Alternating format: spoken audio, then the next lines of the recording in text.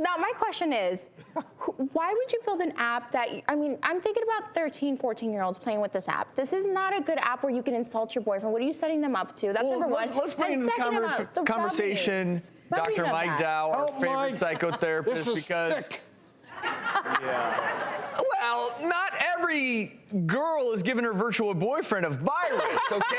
Not every virtual relationship is this dysfunctional. But good or bad, when could it be?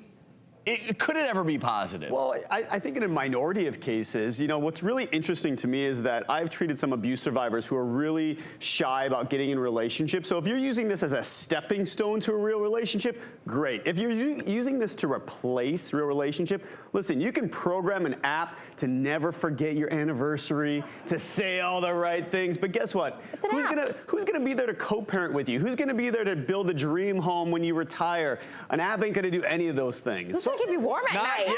Not yet. As technology improves, I think you're going to see an increase in this because the intelligence level of this virtual partner could be equivalent almost to a human being. And I think that's where you could run into some situations, Dr. Dow, where people would literally choose a fake virtual partner who can converse with them, who can have intellectual conversations, sing, and can react. Wow, please. Because that's going to happen. Almost techno-emotional. I don't know. Yesterday, as we were researching the app, it took us to videos. In Japan, they're creating robots, like human-like robots of women that react and interact, that you could even have sex with, which was creepy. Well, and you think about like how crazy things can happen. I have treated this. I have treated people who have had relationships with dolls. I treated a man who had an affair with dolls. He had a wife, and his wife knew that he had these $30,000 dolls he was in a quote relationship with. I've treated a man who's been in a relationship with his car. We have to remember that in the brain, oxytocin, that bonding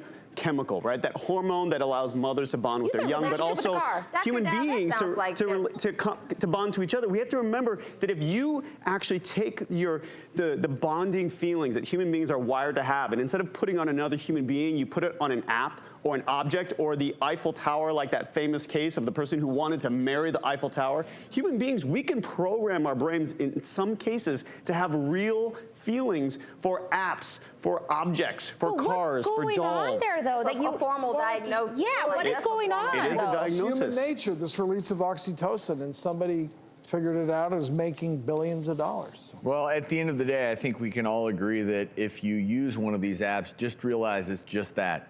It's an app, nothing more.